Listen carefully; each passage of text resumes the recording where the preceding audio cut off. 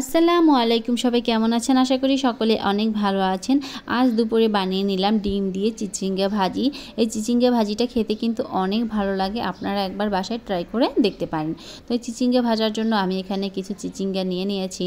চিচিঙ্গাগুলো খোসা ছাড়িয়ে ভালোভাবে কেটে নিব।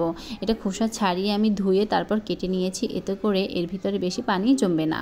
তারপর একটা চুলায় প্যান বসিয়ে দিয়েছি, এর মধ্যে দিয়ে দিচ্ছি পরিমাণ মতো তেল, তারপর দিয়ে দিচ্ছি পেঁয়াজ কুচি, দিয়ে দেব কাঁচামরিচ। তারপরে পেঁয়াজ এবং কাঁচামরিচটাকে একটু ভালোভাবে ভেজে নেব। যখন পেঁয়াজ এবং কাঁচামরিচটা একটু নরম হয়ে আসবে, একটা সাইডে নিয়ে আমি এর ভিতরে দিয়ে দিব একটা ডিম। ডিমটা দিয়ে সাথে সাথে নাড়বো না, এতে করে দেখা যাবে ডিমটা বেশি মিহি হয়ে যাবে। এরকম যখন নিচটা একটু হালকা হয়ে আসবে, আস্তে আস্তে করে ডিমটা নেড়ে নিতে হবে এভাবে করে। আপনারা ডিম দিয়ে চিচিঙ্গা ভাজিটা বাসায় একবার ট্রাই করে দেখতে পারেন, খেতে কিন্তু অনেক বেশি ভালো লাগে। ছোট ছোট চিংড়ি মাছ দিয়েও যদি চিচিঙ্গাটা ভাজি করা হয় তাতে খেতেও অনেক ভালো লাগে। তারপর আমি এর মধ্যে দিয়ে দিয়েছি পরিমাণ মতো হলুদ। হলুদ আমি বেশি দিব না, অল্প একটু হলুদ দিয়ে দিয়েছি। তারপর যখন ডিম, পেঁয়াজ এবং সব কিছু খুব ভালোভাবে ভাজা ভাজা হয়ে যাবে, এর মধ্যে আমি দিয়ে দিব চিচিঙ্গা।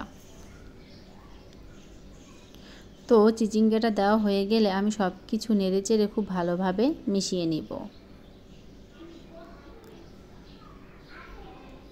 তো আমি এর মধ্যে এখন দিয়ে দিব পরিমাণ মতো লবণ। ভাজিতে বেশি লবণ হলে খেতে কিন্তু ভালো লাগে না, তো আমি এখানে অল্প একটু লবণ দিয়ে দিচ্ছি। যেহেতু ভাজিটা ভাজার পর অল্প হয়ে যাবে, এর জন্য পরিমাণ মতো লবণ বুঝে শুনে দিয়ে দিতে হবে।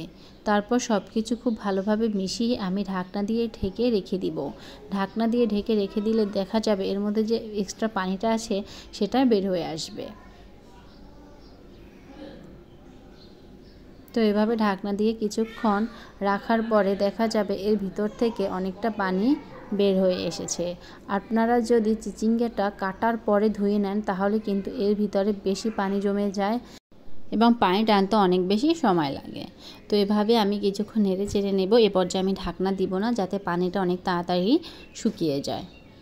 তো এই পর্যায়ে ভাজির পানিটা পুরোপুরি শুকিয়ে গেছে এবং দেখা যাচ্ছে তেল বের হয়েছে। এবার সময় বোঝা যাবে এটা ভাজা ভাজা হয়ে গেছে।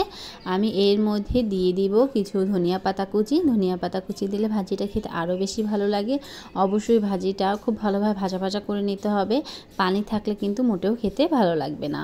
তো এই পর্যায়ে আমার চিচিঙ্গা ভাজিটা হয়ে গেছে, আমি এখন চুলা থেকে নামিয়ে নেব।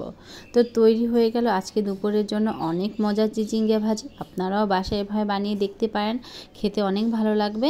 তো সকলে ভালো থাকবেন। আল্লাহ হাফেজ। আসসালামু আলাইকুম।